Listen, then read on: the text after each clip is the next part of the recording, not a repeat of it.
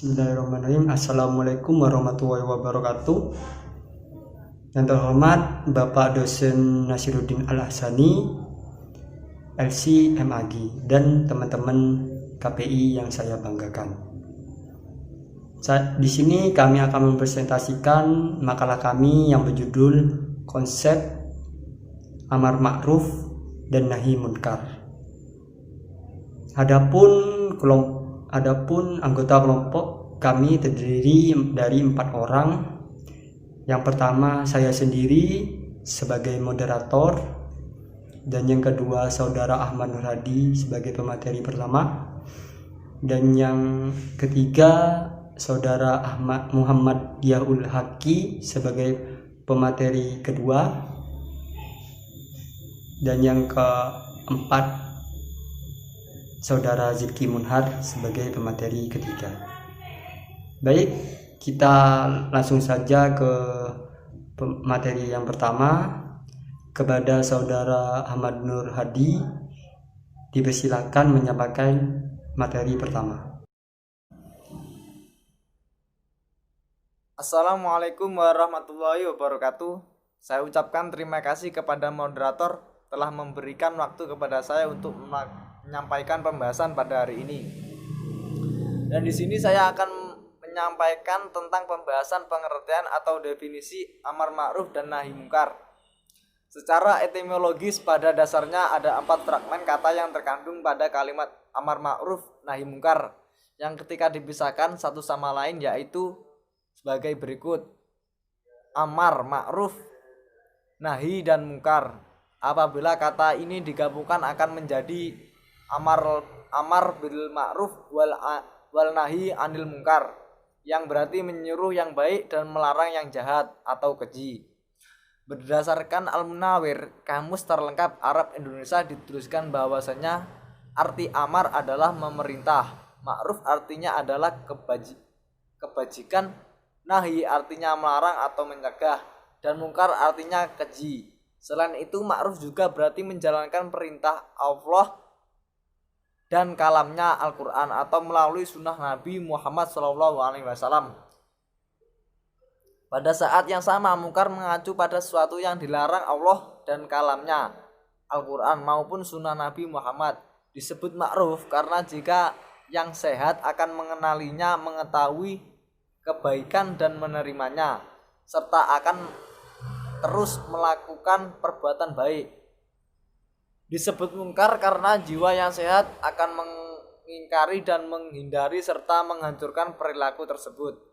Oleh karena itu dapat disimpulkan bahwa Allah adalah wujud keimanan dan amal saleh. Amar adalah permintaan pihak yang lebih tinggi kepada pihak lebih rendah kedudukannya. Kata berikutnya ketika kata ma'ruf menjadi isim yang artinya mengetahui, ketika kata ma'ruf menjadi isim artinya mengetahui yang secara harfiah berarti terkenal. Namun kata nahi secara bahasa bermakna sebuah larangan. Berdasarkan pemahaman di atas terlihat jelas bahwa amar ma'ruf nahi mungkar merupakan rangkaian yang tidak bisa dipisahkan satu sama lain. Karena kalimat ini adalah istilah yang digunakan dalam semua aspek Al-Quran, maka kalimat ini sesuai dari sudut pandangan para ulama dan para ahli, yakni maknanya condong ke arah iman, akhlak, dan pemikiran moral. Pengertian nahi dan mungkar secara terminologis adalah arti amar ma'ruf nahi mungkar secara terminologi ialah mengajak kepada perbuatan yang baik dan mencegah kepada perbuatan yang mungkar. Secara etimologis, amar berarti adalah perintah, ajakan, anjuran, himbauan, bahkan juga berarti permohonan. Ma'ruf artinya baik, layak, patut. Nahi mungkar berarti melarang, mencegah, dan mungkar berarti durhaka. Amar ma'ruf nahi mungkar berdasarkan Salman Al-Audah ialah segala sesuatu yang diketahui oleh hati dan jiwa tentram kepadanya, segala sesuatu yang dicintai oleh Allah Subhanahu wa ta'ala. Sedangkan nahi mungkar adalah yang dibenci oleh jiwa, tidak yang disukai dan dikenalnya, serta sesuatu yang dikenal akan keburukannya secara syar'i dan akal. Pada saat yang sama, Imam Besar Ibnu Taimiyah menjelaskan bahwa amar ma'ruf nahi mungkar adalah pedoman yang dikeluarkan oleh Allah Subhanahu wa taala dalam kitab suci Al-Qur'an, disampaikan oleh Rasulnya, dan hukum Islam. Adapun arti nahi mungkar menurut pandangan Ibnu Taimiyah ialah melarang segala perilaku keji. Amar ma'ruf artinya membuktikan bahwa segala sesuatu adalah baik. Sedangkan menurut Imam Al-Ghazali, amar ma'ruf nahi mungkar adalah dua perkara usuludin. Perkara ini memenuhi tujuan Nabi dalam mengambil keputusan. Dalilnya bersumber dari firman Allah Subhanahu wa taala dalam surah Al-Imran ayat 104 yang berbunyi, walataku minkum ummatan yada'una khaira wa yamruna wal ma'rufi wa yanhauna 'anil munkar. Artinya, dan hendaklah ada di antara kamu segala umat yang menyeru kepada kebajikan, menyuruh kepada yang ma'ruf, dan mencegah dari yang mungkar. Merekalah orang-orang yang beruntung. Menurut pengertian istilah amar ma'ruf nahi mungkar oleh sebagian ulama dan ahli Arab tersebut di atas, dapat dikatakan bahwa segala sesuatu yang berharga yang dapat menguntungkan diri sendiri dan orang lain melalui tingkah laku dan perilaku tertentu disebut ma'ruf. Sementara makna mungkar bertentangan dengan makna ma'ruf. Makna ma'ruf tidak bermanfaat bagi diri sendiri maupun bagi orang lain, baik berupa tingkah laku maupun tingkah dan sifat dan tingkah laku yang berkaitan dengan orang tersebut. Dasar penilaian apakah sesuatu itu ma'ruf atau mungkar adalah berdasarkan kaidah agama Islam, akal sehat, dan apa yang menjadi adat istiadat sosial dan moral sosial. Baik, terima kasih kepada Saudara Ahmad Nur Hadi yang telah menyampaikan materi yang pertama. Dan selanjutnya materi yang kedua yaitu akan disampaikan oleh Saudara Muhammad Yahulaki. Kepada Saudara Muhammad Yahulaki dipersilakan. Baik, Assalamualaikum warahmatullahi wabarakatuh. Terima kasih kepada Saudara Sony telah mempersilakan saya untuk mempresentasikan materi yang kedua ini, yaitu tentang dalil-dalil amar ma'ruf nahi mungkar. Untuk dalil-dalil tentang amar ma'ruf nahi mungkar ini diambil dari 3 sumber utama ajaran Islam, yaitu Al-Quran, hadis, dan ijma'. Dan untuk yang pertama yaitu dalil-dalil amar ma'ruf nahi mungkar dalam Al-Quran. Yang pertama, firman Allah Subhanahu wa taala dalam surat Ali Imran ayat 110 berbunyi, kuntum khaira ummatin ukhrijat linnasi ta'muruna bil ma'ruf wa tanhauna 'anil munkar wa tu'minuna billah. Yang artinya, kamu adalah umat yang terbaik yang dilahirkan untuk manusia, menyuruh kepada yang ma'ruf dan mencegah dari yang mungkar, dan beriman kepada Allah. Quran surat Ali Imran ayat 110. Selanjutnya, firman Allah Subhanahu wa taala dalam surat An-Nisa ayat 114 yang berbunyi, la khairu fi katsirin min najwahum illa man amara bisadaqatin aw ma'rufin aw islahin bainan nas wa may yaf'al dzalika bitigha amradatillah fasawfa nu'tihi ajran 'azima. Artinya, tidak ada kebaikan pada kebanyakan bisikan-bisikan mereka kecuali bisikan-bisikan dari orang yang menyuruh manusia memberi sedekah atau berbuat ma'ruf atau mengadakan perdamaian di antara manusia. Dan barang siapa yang berbuat demikian karena mencari ridho Allah, maka kelak kami memberi kepadanya pahala yang besar. Quran surat An-Nisa ayat 114. Kemudian dalil-dalil amar ma'ruf nahi mungkar dalam as-sunnah atau hadis. Yang pertama didapati hadis dalam Sahih Bukhari, kitab Fathul Bari, bab teras rumah, tepatnya pada hadis yang ke 2465, ditemukan hadis yang dengan lafal lengkap berikut. iyyakum wal julusa fit turuqat. Qalu ya Rasulullah malana buddun min majalisina natahaddatsu fiha. Qala fa idza abaitum illal majlis fa'tut tariqa haqqah. Qalu ma haqquh? Qala Abdul basar wa kaful adha wa raddus salam wal amru bil ma'ruf wan nahyu 'anil munkar. Artinya, berhati-hatilah kalian terhadap duduk-duduk di jalan-jalan. Mereka para sahabat berkata, "Wahai Rasulullah, kami tidak dapat menghindari majelis-majelis kami yang kami berbincang-bincang di dalamnya." Beliau bersabda, "Jika kalian enggan kecuali majelis itu, maka berilah jalan haknya." Mereka para sahabatnya mengatakan, "Apakah haknya?" Beliau bersabda, menundukkan pandangan, menahan gangguan, menjawab salam, dan beramar ma'ruf nahi mungkar. Hadis riwayat Al-Bukhari dan Muslim. Selanjutnya yaitu dalil-dalil amar ma'ruf nahi mungkar berdasarkan ijma'. Telah disepakati bahwa umat Islam mengemban ulama salaf yang muktabar atau pengakuan ilmiah, diantaranya ialah sebagai berikut. Yang pertama, dari Imam Ibnu Hazm radhiyallahu an, dan telah disepakat para imam seluruhnya akan kewajiban amar ma'ruf nahi mungkar tanpa ada perselisihan dari salah satu di antara mereka. Al-Fasl fil Milal wan Nihal jilid 5 halaman 19. Kemudian dari Abu Bakar Al-Jassas radhiyallahu an, Allah Ta'ala menekankan kewajiban amar ma'ruf nahi mungkar dalam beberapa tempat dalam kitabnya dan telah menjelaskannya kewajiban amar ma'ruf nahi mungkar Rasulullah SAW dalam riwayat-riwayat yang mutawatir darinya Nabi Muhammad SAW tentangnya kewajiban amar ma'ruf nahi mungkar, dan telah sepakat para salaf dan fuqaha dari berbagai negeri akan kewajibannya. Demikian penjelasan yang dapat saya sampaikan. Kurang lebihnya mohon maaf dan saya kembalikan kepada moderator. Terima kasih. Wassalamualaikum warahmatullahi wabarakatuh. Baik, terima kasih Saudara Muhammad Abdul Haki yang telah menyampaikan materinya.